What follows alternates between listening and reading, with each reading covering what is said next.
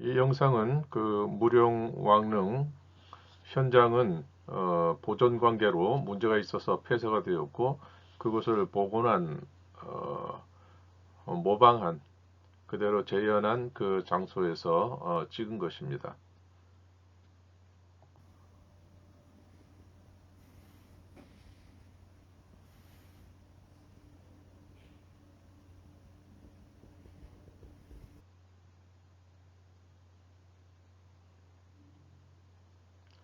자, 이 등잔이 놓여 있는 이 자리, 이 문양들은 그냥 단순하게 그냥 불을 나타내기 위한 목적으로만 사용된 것이 아니라 이것이 아주 오래전서부터 이 개념이 전해져 내려왔고, 그 개념을 그 시대, 무령왕릉 시대에 재현해서 이렇게 표현한 것으로 이해하시면 좋겠습니다. 그동안 제가 여러 영상을 통해서 설명드린 것처럼 여기에는 이 부분은 알을 나타내는 것이고, 이 위에 뾰족하게 이렇게 나온 것은 불꽃을 나타내는 것입니다.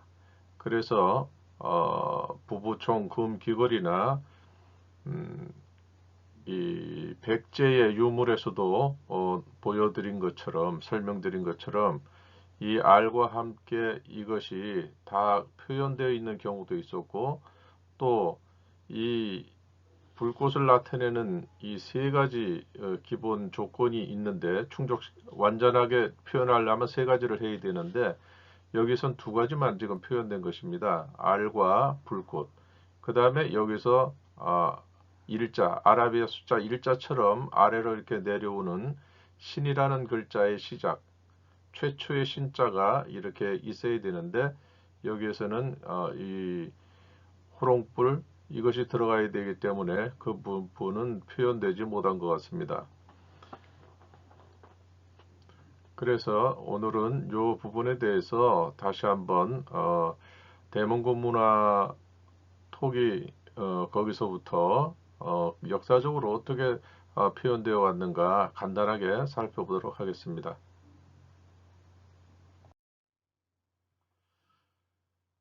무령왕릉에 갔더니 이 인터넷을 검색을 해보면 무령왕릉에 대해서는 상당히 많은 그러한 그 설명들이 있습니다. 여기선 굳이 그렇게 그러한 어디서나 볼 수 있는 그런 내용을 굳이 시간을 들여서 설명할 필요를 느끼지는 못하고요. 여기 이 무령왕릉 같은 경우는 다른 왕릉과는 다르게 특별하게 매주권이라 그래서 그 능을 조성할 그 땅을 돈 주고 샀다고 하는 이 증거들이 여기 있습니다. 그래서 이것이 이제 좀 특이하고, 그 다음에 여기에 이름 같은 것이 다 영동대장군, 백제, 사마왕 이래 해가지고 이 무덤이 주인이 누구인가 하는 것이 분명하게 이렇게 표시가 되어 있는 그러한 특징을 가진 왕릉이고, 또 이 무령왕은 이렇게 그 천도를 하고 나서 백제의 부흥을 재계를 꿈꾸었던 부흥왕으로서 이렇게 그 추앙을 받고 있는 인물입니다. 그래서 이분에 대해서 과연 이 왕릉은 자기 자신에 대해서 어떠한 그 인식을, 그 시대에 선조 인식을 갖고 있었는가 하는 것을 살펴볼 수 있는 좋은 계기가 될 것 같습니다.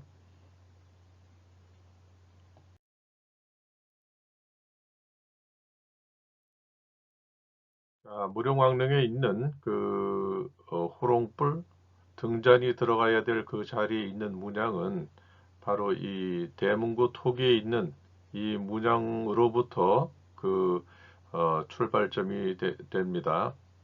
이것은 이제 앞의 영상에서도 여러 차례 이 부분에 대한 설명이 있었습니다.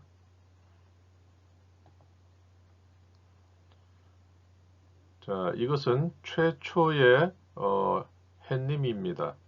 이 해라고 하는 것은 물리적으로 우리가 육안으로 보는 하늘의 해가 아니라 어떠한 특정 인물을 상징하는, 또 그것을 토템으로 삼은 그러한 그 시조로서의 해를 말하는 것입니다. 그래서 옛날 문헌에는 해가 10개가 있었는데 그것을 전부 하나만 남기고 다 떨궜다 하는 그런 그 기록까지 있는 걸 보면 해를 물리적으로 이해한 것이 아니라 어, 인간으로서 사람으로서의 그 해를 인식했음을 알 수가 있습니다. 그리고 그 다음에 이렇게 보면 큰 해 밑에 여기 또 이게 둥근 기반 위에 이렇게 또 뾰족한 부분이 있는데 이것들은 불꽃의 숫자를 말하는 것이죠. 하나, 둘, 셋. 이 둥근 기반 위에 이렇게 되어 있는데 이것을 낱개로 하나를 나타낼 때에는 어떻게 할 도리가 없었습니다. 이것처럼 이렇게 하게 되지만 이렇게 되어 있을 때는 낱개로 나타내는 불꽃을 별도로 이렇게 사용했어야 됐습니다. 그 문자가 오늘날 우리가 아는 한자로서는 불꽃주, 불꽃의 개수를 나타내는데 불꽃주라고 점을 찍듯이 하는 그것입니다. 그것의 원래 글자는 불꽃 하나. 그러니까 옛날에는 숫자는 나타냈지만 이것이 기수인지 서수인지는 알 수가 없습니다.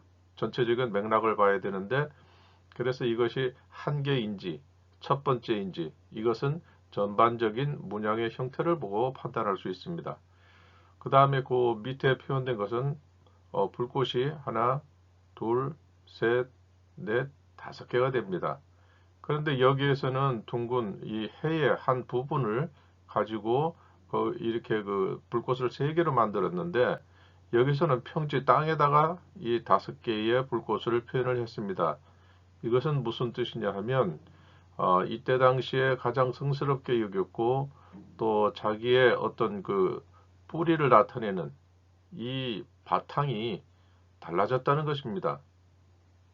그래서 이것은 이분의 자손들에 대한 그 전체적인 아웃라인을 여기서 표현한 것인데 이것은 첫 번째고 이것은 세 번째, 이건 5대째 이런 일이 있었다 하는 것이고 이것이 바뀌었다고 하는 것은 그 자신을 나타내는 어떤 상징이 변화가 왔다 이렇게 볼 수 있는 것입니다.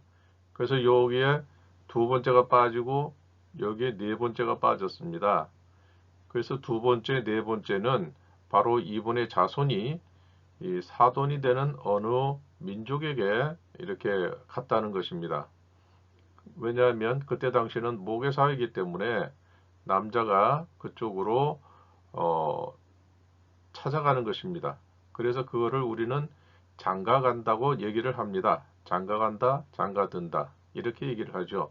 그때 장가라는 것은 장인 장모가 있는 그 땅, 그 지역으로 가서 살게 된다 이런 뜻이 되는 것입니다. 그래서 이것을 만약에 불꽃이 아니고 이 해의 형태로만 이 내용을 표현한다고 하면 다음과 같이 될 것입니다. 이 하나만 가지고 이렇게 표현을 하게 되면 이것이 이런 형태가 될 텐데 그래서 이것은 당시의 관념으로서도 그렇게 뭐랄까 좀 더 뭐 세련됐다고 해야 되나 하여튼 그 내용 그 다음에 이게 해라는 것과 해의 속성인 뜨거운 불 이 속성을 같이 표현할 수가 없었던 겁니다. 그래서 불이라는 것을 또 좀 더 현실감 있게 체감이 될 수 있도록 표현한 것이 바로 불꽃을 직접적으로 그리는 것이었습니다. 그래서 고대 최초로 나오는 이 해님은 천재, 하늘천이라고 이렇게 할 수가 있고 또 이분뿐 아니라 그 다음 자손 때까지도 쭉 공용으로 쓰는 이 동그라미는 하늘천이 아니라 날일, 해일, 해를 나타내는 한자로서 해일이 되는 최초의 글자입니다. 그 다음에 여기에 이제 이 안에 한일자가 들어간다든지 또 을자가 들어간다든지 하는 그것은 이 해의 어떤 그 토템을 사용하는 그 민족 가운데서 나는 어떤 사람이다. 이분과의 그 관계를 이 안에 따로 별도로 표시해 놓은 것입니다. 그것은 나중에 기회가 있을 때에 설명드리는 기회를 갖도록 하겠습니다. 그러니까 이 해는 결국은 이 해는 이 불꽃과 같은 겁니다. 그래서 여기에 이렇게 3개, 5개 이렇게 뾰족뾰족하게 한 것은 바로 여기를 나타내는 것이죠. 그래서 삼국시대까지 내려가면 발굴되는 유물 속에서 이러한 것들이 많이 나타나게 되고 이 길이는 만드는 그때 당시에 그 장인이라고 할까 그때에 따라서 이것은 길이는 달라질 수 있습니다. 그래서 백제 유물에서 한번 그 말씀드린 것 같은데 그때의 그 불꽃은 이 해의 길이보다 더 길게 쭉 이렇게 활화산처럼 이렇게 쭉 올라가는 그런 귀걸이가 있는 것을 설명드린 적이 있습니다. 이것이 상형 문자가 이 불꽃이 오늘 우리가 아는 한자로는 이렇게 점을 찍듯이 불꽃주 오늘날에는 그냥 띄어 읽는 용도로만 쓰지만 옛날에는 이 하늘천과 같은 의미였습니다. 그래서 이것이 그냥 물리적인 해 혹은 이 자손들이 이제 자기가 이분의 자손이기 때문에 아래 자손이다 이런 뜻으로 해서 알자, 알지라고 표현을 하는데 이것이 그건 자손들의 경우고 이분 최초의 이 해님 이분은 뭐라고 표시를 해야 할까 했을 때에는 이분들은 자손이니까 작은 해가 되고 이분은 최초의 시조 할아버지니까 이분은 큰 해가 되는 것입니다. 그래서 여기에다가 큰 대자를 표현을 하면 천이 되는 것입니다. 그래서 옛날에는 그 여기에는 해와 뜨겁다는 불 이것을 속성을 가지고 있는데 그래서 우리 그 기록에는 해부루라는 말이 있습니다. 해와 불을 얘기하는 것이죠. 이것이 자기가 이분의 자손이라고 하는 것을 이제 표현한 것이죠. 우리말로. 그래서 해와 해의 형태하고 불의 속성을 이 한 가지만 가지고는 이렇게 직관적으로 딱 느낄 수 있는 그런 표현이 아니기 때문에 고대인들은 이것을 별도로 추가하는 방식을 선택했던 것 같습니다. 그래서 이분을 시조로 해서 자손들이 이렇게 각각의 해의 자손이라고 자기를 이제 해로 이렇게 나타내고 있는데 이분을 별도로 분리를 해서 이분만을 나타내는 것은 큰 대자가 붙어서 그거는 천이라고 이렇게 그 역사 기록에 나타내는 것입니다. 그래서 이게 이 흰 부분이 이게 고대의 상형 문자의 큰 대자입니다. 그래서 큰 해 이분이 최초의 요분만을 가리키는 것입니다. 여기서부터는 이 큰 대자가 붙지 않고 그냥 이분의 자손이다 해서 알자 알지로 이렇게 표현할 뿐이고 천이라고 하는 것은 요분만을 나타내는 것입니다. 마찬가지로 이것도 큰 불화자로도 이렇게 볼 수가 있는데 이분도 마찬가지로 같은 개념이니까 이 큰 대자가 일로 오게 되면 큰 불 이렇게 표현이 될 수 있는 것입니다. 그러나 통상 여기를 이 큰 알 해서 천자를 더 많이 이렇게 사용을 한 것 같습니다.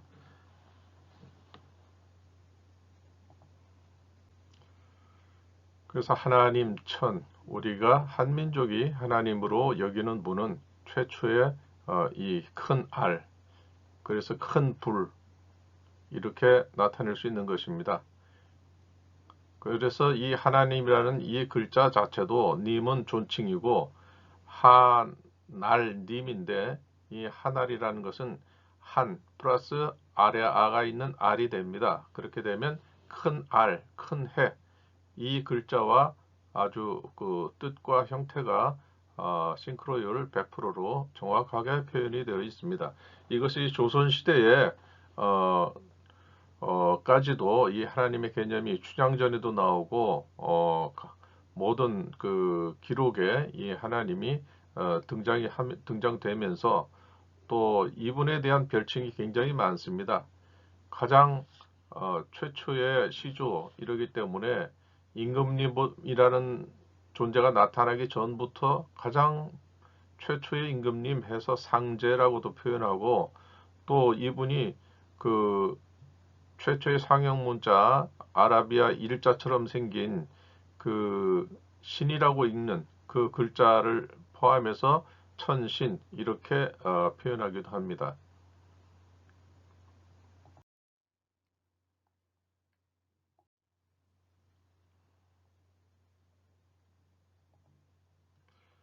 자, 그래서 앞에서 이렇게 설명드린 하나님 천, 이것은 설문회자에서 일과 대자가 합쳐진 것이다 이렇게 표현하고 있는데, 설문회자는 이미 이 최초의 천이라는 글자가 나오기 전 1000년 이상 뒤에 나타난 설명이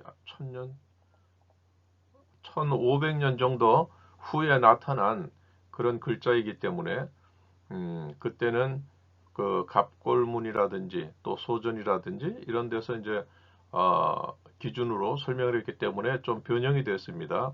그러나 본래의 원 형태, 하늘천의 형태는 이 알을 가지고 얘기를 합니다. 그래서 큰 알, 한 알 이렇게 표현이 되는 것입니다. 자, 앞에서 설명한 것이 이 하나님의 본래의 뜻이 이것이죠. 큰 알, 큰 해, 큰 불 이렇게 되는 것입니다. 그래서 이 천, 그 다음에 이것은 본래의 발음이 주가 되죠. 불꽃주, 점 찍은 글자 불꽃주, 그러니까 천주가 되는 것입니다. 신라인들이 천주라고 했던 한자로 기록했던 그 글자가 고대의 상형문자로 한다면 이것이 되는 것입니다. 시조 하나님을 말하는 것이죠. 그래서 반지나 어떤 장식류 또 금관 이런 여러 가지 제사 용기 이런 데 가장 많이 표현되는 것이 이것입니다. 이 최초의 하늘천 되시는 이분과 그 다음에 이분을 나타내는 불임금의 표시, 이걸 합친 것이 여러 가지 장식품, 제사용품 이런 데 표현되는 것입니다. 그리고 진시황부터 해가지고 금인을 만들었다 하는 것은 바로 이분을 시조를 상징하는 것입니다. 자, 이것은 지난번에 부부청 금귀걸이에서 이렇게 표현이 되었는데, 여기에서는 이렇게 불꽃 형태가 있고 이 알의 형태가 있고, 확대를 해보면 여기에 신이라고 하는 최초의 글자가 여기 들어 있습니다. 그렇기 때문에 이거는 천주, 천신, 이 하나님 천을 나타내는 세 가지 요소를 전부 완벽하게 갖춘 그러한 형태이기 때문에 이것은 최초의 하나님을 여기서 귀걸이에 표현하고 있다. 이것을 확실하게 말씀드릴 수 있습니다.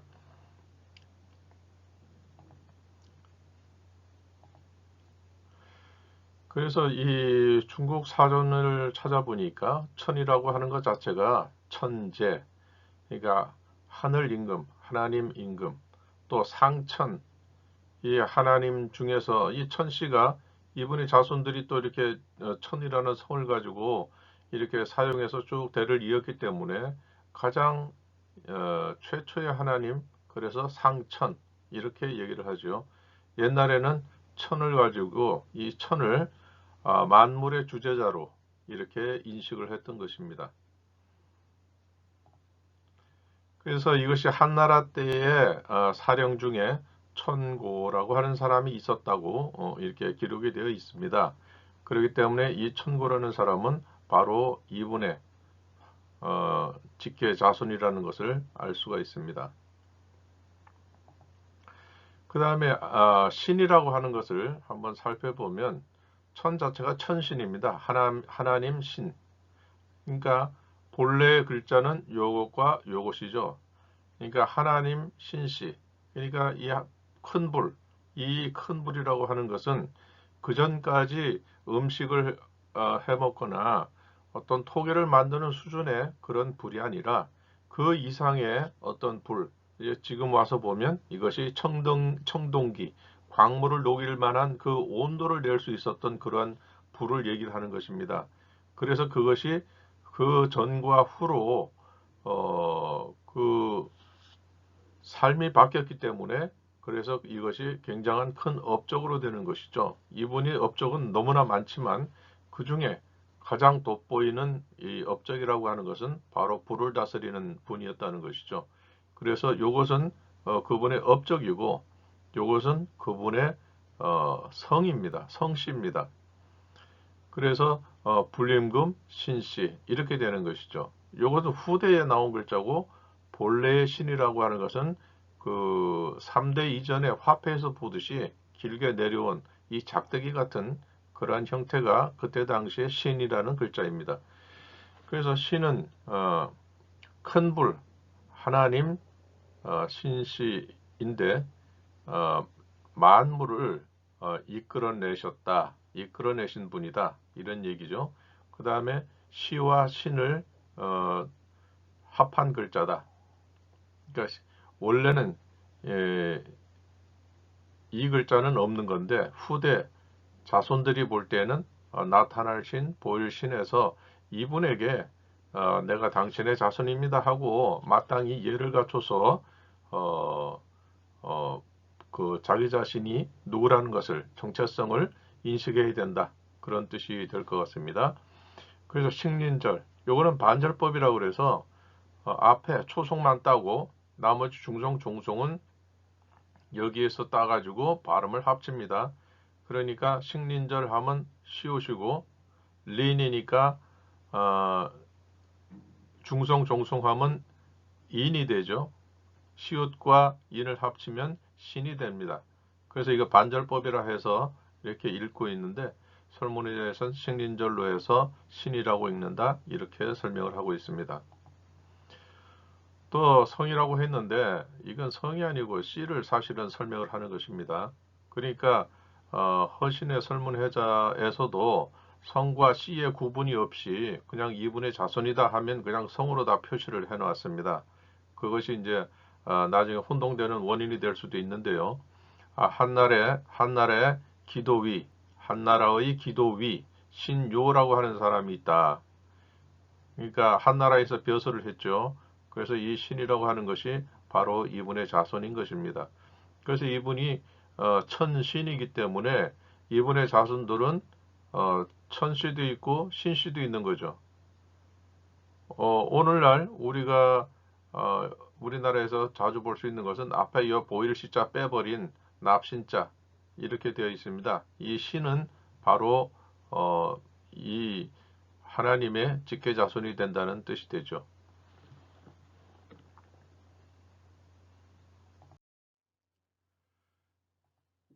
그래서 이 최초의 하나님, 불림금 하나님, 이분을 나타내는 세 가지 요소를 아까 이전 용상 천주에서도 말씀을 드렸습니다. 이건 그분이 어떤 그 불을 가지고 청동기 문명을 일으켰던 그러한 증표로서 불임금이라는 표시고 이 불임금인데 이분은 최초의 불이죠. 그런데 이 청동기 문명을 자손들이 계속 이어가지고 이것을 점점 발전시켰기 때문에 이분이 최초의 하나님이다, 최초의 불이다 하는 것을 알리기 위해서 여기에 따로 별도로 불꽃을 표시를 하는 경우를 만들었습니다. 그래서 완벽하게 최초의 하나님을 표현하려고 하면 바로 이 신과 이것과 이것이 세 가지가 동시에 표현되면 가장 완벽한 것이고, 그렇지 않다고 할지라도 이것만 가지고도 이해할 수 있는 것입니다. 왜냐하면 이것이 숫자를 나타내기 때문에 최초의 R, 큰 R, 이 표시가 되니까 이것이 있으면 가장 완벽한 교과서적인 표현이 되겠지만, 없다 할지라도 이 하나가 있는 불꽃만 보더라도 최초의 불이라는 것을 우리가 인식할 수 있기 때문입니다. 그래서 이 고대 유물에는 바로 이 두 가지가 합쳐진 그 형태로서 이렇게 천신, 천주 이렇게 나타내고 있는 것입니다. 그래서 이건 최초의 신자고요. 이건 이분만 단독으로 나타낼 땐 천이라고 읽고, 그 자손들까지도 이렇게 다 표현을 할 때에는 이게 해일, 해라는 그냥 일반적인 의미로서의 해로 이렇게 사용하게 됩니다.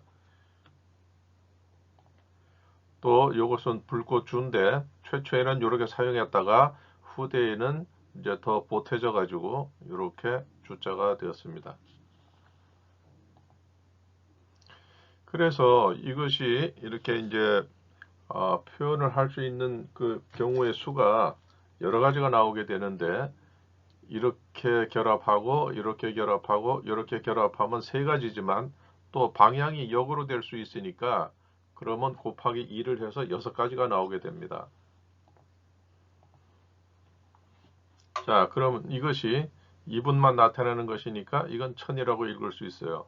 그래서 천신, 주신, 천주.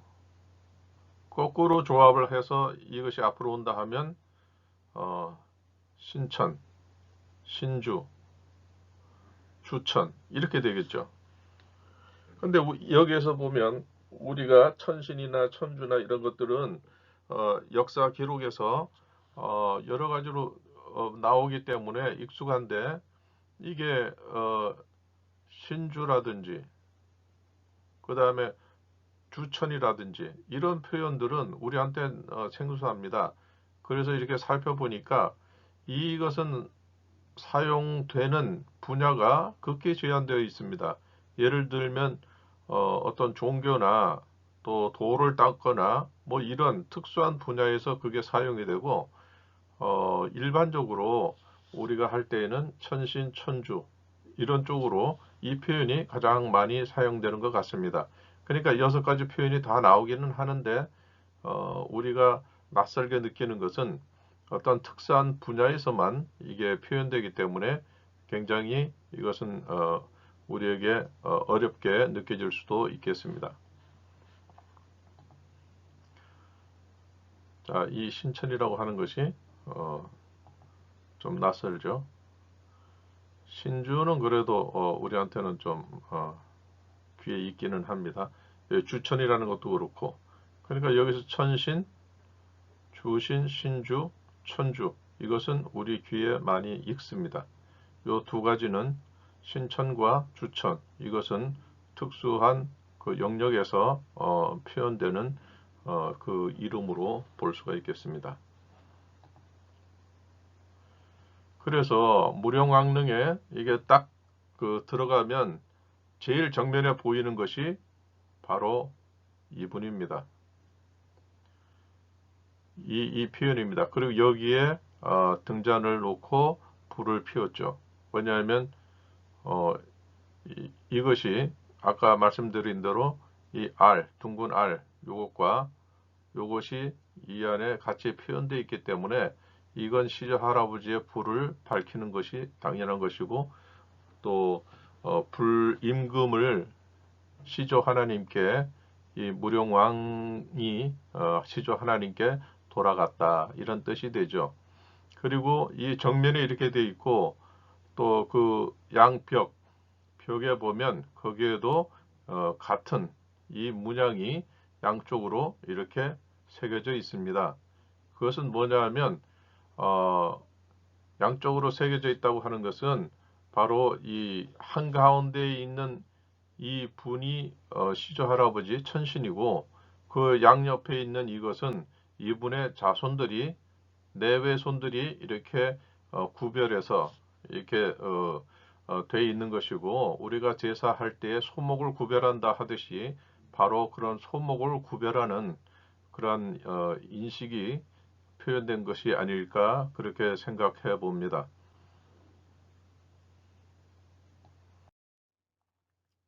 그래서 이 무령왕릉의 이 귀걸이를 보면 여기에 마찬가지로 그 벽에 있는 그 표현과 마찬가지로 여기에 아래 표현이 있고 요 불꽃 모양이 있죠.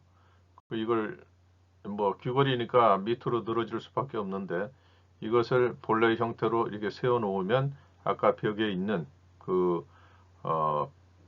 모양과 동일한 뜻을 나타내게 됩니다.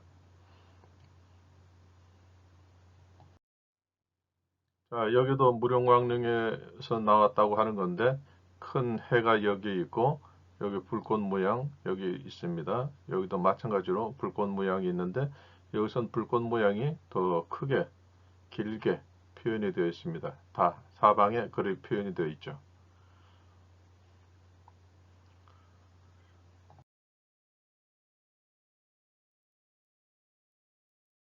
그래서 이 무령왕릉 정면에 있는 그 문양을 살펴보면, 이것이 최초로 현재까지는 대문구 문화 때부터 이렇게 내려온 그 문양이었다. 이것을 우리가 알 수가 있습니다.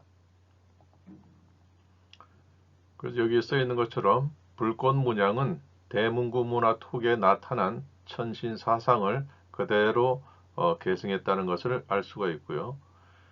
무령왕 당시에도 천신 및 삼신 사상이 보편적으로 인식되었다. 이것을 알 수가 있습니다. 이 R은 하나님 천의 핵심이 되는 형태이며, 시조 하나님 천은 큰알, 큰해, 큰불, 천신, 대화 등 다양하게 표현될지라도 모두 같은 한 분, 그분의 자손이라고 하는 것을, 그 한민족의 시조 관념을 표현한 것입니다. 이런 시조관념은 고구려, 백제, 신라, 가락 등 고대 나라에서 제사는 물론 모든 생활용품 전 영역에 이르기까지 신분에 관계없이 동일하게 표현된 것입니다. 그리고 다양한 그 어떤 디자인이라고 할까요? 그런 형태로 이렇게 나타낼 수가 있는데, 이 무령왕릉뿐 아니라 모든 능에서 나타나는 그 표현은 이렇게 다양하게 표현될 수 있는 것 중에서 가장 정확하게, 당시로서는 정확하게 표현했다고 하는 그 모양을 그대로 옮겨다가 표현한 것입니다. 그래서 살면서 죽음에 이르기까지 혹은 사후까지 그분과 함께 한다는 그런 의미가 있겠고, 그래서 우리말에 돌아가셨다고 하는 말이 쓰이는 것입니다.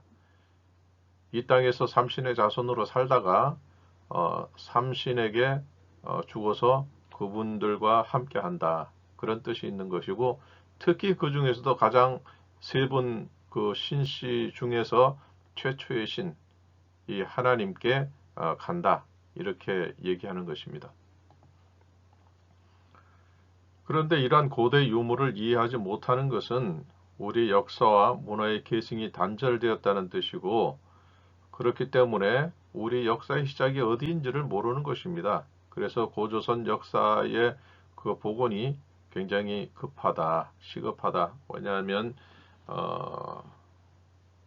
중국이나 일본 이런 데에서도 우리나라의 역사를 제대로 알기를 원하지 않고 있고, 또 그렇게 되면 우리가 중국사의 한 부분이었다, 이렇게 함으로써 언젠가 우리나라가 잘못되면은 자기네들이 우선권을 갖고 흡수하겠다, 이런 의도를 갖고 있기 때문입니다. 트럼프가 그 얘기를 했죠. 그 얘기를 하는 것은 혹시 뭐 나라가 잘못되면 우리가 접수할 텐데 미국은 거기에 손대지 말라, 이런 그 어떤 복선을 깔고 하는 얘기임을 알 수가 있습니다. 그래서 우리 스스로가 자강할 수 있는 그런 힘을 길러야 되겠다 하는 그런 의지를 가져야 되겠습니다.